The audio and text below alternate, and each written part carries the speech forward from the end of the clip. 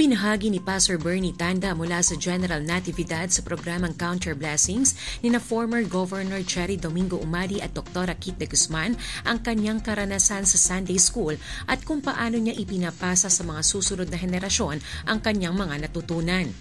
Pinahahalagahan ni Pastor Bernie ang Sunday School Children Ministry dahil doon siya nahubog at doon niya unang nakilala ang Panginoon. Subalit noong pumanaw ang kanyang ama ay nawalan na siya ng pag-asa. Naging malaking dagok umano sa kanyang buhay ang pagkawala ng kanyang ama na sobrang malapit sa kanya at itinuturing niyang sandigan.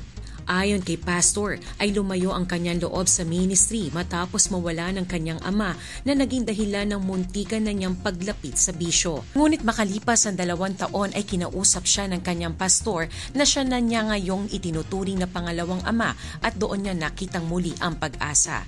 Isa rin sa naging dahilan ng pagbalik ng pananampalataya ni Pastor Bernie ay dahil nataniman na umano siya ng mga salita ng Diyos sa Sunday School noong maliit pa lamang at naisip niya na kahit anong mangyari kapag ang bata ay maagang naturuan ay babalik at babalik sa Panginoon. So dati dumadalo ka lang po sa Sunday School pero this time yung worship service na. Ikinwento rin ni Pastor na tunay na mahalagang maturuan ang mga kabataan ng salita ng Diyos habang bata pa dahil kahit hindi nila maidala ang lahat sa kanilang paglaki ay siguradong mayroon pa ring magiging bunga katulad ng karanasan niya. Sa atin po, talagang sabihin natin marami at hindi ko naman po maisa-isa yung pangalan nila. Yes.